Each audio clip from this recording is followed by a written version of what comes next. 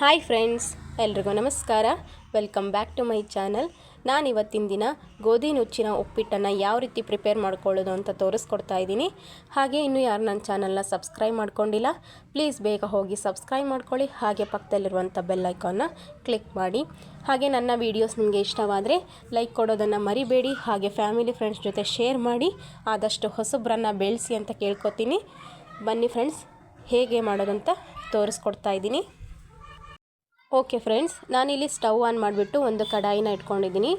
ಕಡಾಯಿ ಬಿಸಿ ಆದ ತಕ್ಷಣ ನಾನಿಲ್ಲಿ ಒಂದು 2-3 ಸ್ಪೂನಷ್ಟು ಆಯಿಲನ್ನು ಸೇರಿಸ್ಕೊಳ್ತಾ ಇದ್ದೀನಿ.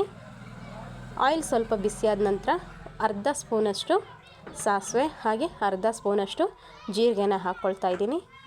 ಸಾಸಿವೆ ಹಾಗೆ ಜೀರಿಗೆ ಚಟಪಟ ಅಂದಮೇಲೆ 1 ಸ್ಪೂನಷ್ಟು ಉದ್ದಿನಬೇಳೆನ ಹಾಕ್ಕೊಳ್ತಾ ಇದ್ದೀನಿ. ಹಾಗೆ 1.5 ಸ್ಪೂನಷ್ಟು ಕಡಲೆಬೇಳೆನ ಹಾಕ್ಕೊಳ್ತಾ ಇದ್ದೀನಿ. ಬೇಕಿದ್ದರೆ ಕಡಲೆ ಬೀಜ ಕೂಡ ಹಾಕ್ಕೋಬೋದು. ನಾನಿಲ್ಲಿ ಇವೆರಡನ್ನೇ ಹಾಕ್ಕೊಳ್ತಾ ಇದ್ದೀನಿ.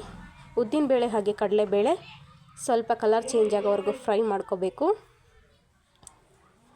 ಫ್ರೈ ಆದ ನಂತರ ನಾನಿಲ್ಲಿ ಒಂದು ಈರುಳ್ಳಿ ಹಾಗೆ ಒಂದು ಹಸಿಮೆಣಸಿನ್ಕಾಯಿನ ಕಟ್ ಮಾಡಿ ಇಟ್ಕೊಂಡಿದ್ದೆ, ಅದನ್ನು ಸೇರಿಸ್ಕೊಂಡು ಚೆನ್ನಾಗಿ ಫ್ರೈ ಮಾಡ್ಕೊಳ್ತಾ ಇದ್ದೀನಿ. ಈರುಳ್ಳಿ ಚೆನ್ನಾಗಿ ಫ್ರೈ ಆಗಬೇಕು. ಇಲ್ಲಿ ನಾನು ಯಾವುದೇ ರೀತಿಯ ಟೊಮ್ಯಾಟೋನ ಯೂಸ್ ಮಾಡಿಲ್ಲ.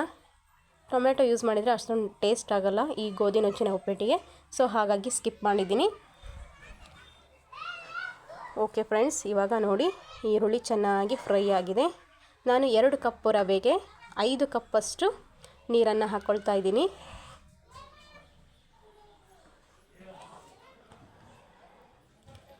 ಗೋಧಿ ನುಚ್ಚು ಅಂದ ತಕ್ಷಣ ಸ್ವಲ್ಪ ನೀರು ಜಾಸ್ತಿ ಬೇಕಾಗುತ್ತೆ, ಸೊ ಹಾಗಾಗಿ ನಾನು 5 ಕಪ್ ನೀರನ್ನು ಹಾಕ್ಕೊಳ್ತಾ ಇದ್ದೀನಿ. ಹಾಗೆ ಲಾಸ್ಟಲ್ಲಿ ರುಚಿಗೆ ತಕ್ಕಷ್ಟು ಉಪ್ಪನ್ನು ಹಾಕ್ಕೊಂಡು ಚೆನ್ನಾಗಿ ಮಿಕ್ಸ್ ಮಾಡ್ಕೊಳ್ತಾ ಇದ್ದೀನಿ. ಮಿಕ್ಸ್ ಮಾಡಿದ ನಂತರ ಒಂದು ಪ್ಲೇಟನ್ನು ಮುಚ್ಚಿ ಕುದಿಯೋದಕ್ಕೆ ಬಿಡ್ತಾ ಇದ್ದೀನಿ. ಓಕೆ ಫ್ರೆಂಡ್ಸ್, ಇವಾಗ ಚೆನ್ನಾಗಿ ಕೊದೀತಾ ಇದೆ ನೋಡಿ. ಇದು ಚೆನ್ನಾಗಿ ಕೊದ್ರೇ ಉಪ್ಪಿಟ್ಟು ಚೆನ್ನಾಗಿ ಬರುತ್ತೆ. ನಿಜವಾಗ್ಲೂ ಒಂದೇ ಕುದೀತಾ ಇದೆ ಅಂದ ತಕ್ಷಣ ರವೆನ ಹಾಕ್ಕೊಂಡ್ರೆ ಅಷ್ಟೊಂದು ಟೇಸ್ಟ್ ಆಗೋಲ್ಲ. ಇದು ಎಷ್ಟು ಚೆನ್ನಾಗಿ ಕುದಿಸ್ತೇವೋ ಉಪ್ಪಿಟ್ಟು ಅಷ್ಟು ಉದುರಾಗಿ ಬರುತ್ತೆ ನೋಡಿ. ಇವಾಗ ಚೆನ್ನಾಗಿ ಕುದೀತಾ ಇದೆ.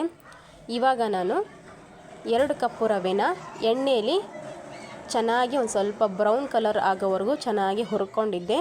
ಅದನ್ನು 2 ಕಪ್ ಆಗುವಷ್ಟು ಹಾಕ್ಕೊಳ್ತಾ ಇದ್ದೀನಿ.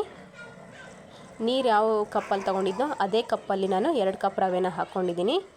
ಹಾಕ್ಕೊಂಡ ನಂತರ ಗಂಟಿಲ್ದಂಗೆ ಚೆನ್ನಾಗಿ ಮಿಕ್ಸ್ ಮಾಡ್ಕೋಬೇಕು. ಈ ರೀತಿ ಚೆನ್ನಾಗಿ ಮಿಕ್ಸ್ ಮಾಡಿದ ನಂತರ ನಾನು ಒಂದು ಸ್ವಲ್ಪ ಕುದಿಯೋದಕ್ಕೆ ಬಿಟ್ಟು ನಂತರ ಒಂದು ಪ್ಲೇಟನ್ನು ಮುಚ್ಚಿ ಸ್ವಲ್ಪ ನೀರು ಕಡಿಮೆ ಆಗೋವರೆಗೂ ಬೇಯಿಸ್ಕೊತೀನಿ. ಓಕೆ ನೋಡಿ ಫ್ರೆಂಡ್ಸ್, ಆಲ್ಮೋಸ್ಟ್ ನೀರೆಲ್ಲ ಹೋಗಿದೆ. ಒಂದ್ಸರಿ ಚೆನ್ನಾಗಿ ಮಿಕ್ಸ್ ಮಾಡ್ಕೋಬೇಕು. ಈ ಟೈಮಲ್ಲಿ ಫ್ಲೇಮ್ನ ಸ್ವಲ್ಪ ಮೀಡಿಯಮ್ ಸೈಜಲ್ಲಿ ಇಟ್ಕೋಬೇಕು. ಮೀಡಿಯಮಲ್ಲಿ ಇಟ್ಕೊಂಡು ಚೆನ್ನಾಗಿ ಮಿಕ್ಸ್ ಮಾಡ್ಕೋಬೇಕು. ಮಿಕ್ಸ್ ಮಾಡಿಕೊಂಡು ಈ ರವೆ ಎಲ್ಲ ಚೆನ್ನಾಗಿ ಅರಳ್ಕೋಬೇಕು. ಸೊ ಹಾಗಾಗಿ ನಾನು ಫ್ಲೇಮ್ನ ಫುಲ್ ಸ್ಲೋ ಮಾಡಿ ಒಂದು ಪ್ಲೇಟನ್ನು ಮುಚ್ಚಿ ಒಂದು 2 ನಿಮಿಷ ಬಿಡ್ತಾ ಇದ್ದೀನಿ. ಓಕೆ ಫ್ರೆಂಡ್ಸ್, ಇವಾಗ 2 ನಿಮಿಷದ ನಂತರ ನಾನು ತೋರಿಸ್ತಾ ಇದ್ದೀನಿ ನೋಡಿ. ಉಪ್ಪಿಟ್ಟು ಚೆನ್ನಾಗಿ ಅರಳ್ಕೊಂಡಿದೆ, ಉದುರಾಗಿ ಬಂದಿದೆ ನೋಡಿ. ಇಷ್ಟೇ ಫ್ರೆಂಡ್ಸ್, ಉಪ್ಪಿಟ್ಟು ಬಿಸಿ ಬಿಸಿಯಾದ ಉಪ್ಪಿಟ್ಟು ರೆಡಿಯಾಗಿದೆ. ಇದ್ರ ಜೊತೆ ಸ್ವಲ್ಪ ಮೇಲ್ಗಡೆ ತುಪ್ಪ ಹಾಕ್ಕೊಂಡು ಚಟ್ನಿ ಪುಡಿ ಅಥವಾ ಉಪ್ಪಿನಕಾಯಿನ ಜೊತೆ ತಿಂತಾಯಿದ್ರೆ ತುಂಬಾ ಟೇಸ್ಟಿಯಾಗಿರುತ್ತೆ. ಮಕ್ಕಳು ಕೂಡ ತುಂಬ ಇಷ್ಟಪಡ್ತಾರೆ. ಇದನ್ನ ಟ್ರೈ ಮಾಡಿ ನೋಡಿ, ಹೇಗೆ ಬಂದಿದೆ ಅಂತ ಕಮೆಂಟ್ ಮಾಡಿ ತಿಳಿಸಿ. ಹಾಗೆ ನನ್ನ ಚಾನಲ್ನ ಸಬ್ಸ್ಕ್ರೈಬ್ ಮಾಡೋದು ಮರಿಬೇಡಿ. ವಿಡಿಯೋ ಇಷ್ಟ ಆಗಿದ್ದರೆ ಲೈಕ್ ಮಾಡಿ, ಹಾಗೆ ಫ್ಯಾಮಿಲಿ ಫ್ರೆಂಡ್ಸ್ ಜೊತೆ ಶೇರ್ ಮಾಡಿ ಅಂತ ಕೇಳ್ಕೊತೀನಿ. ಹಾಗೆ ಸಿಗ್ತೀನಿ ನೆಕ್ಸ್ಟ್ ವಿಡಿಯೋದಲ್ಲಿ. ಅಲ್ಲಿವರೆಗೂ ಎಲ್ಲರಿಗೂ ಬಾಯ್, ಟೇಕ್ ಕೇರ್.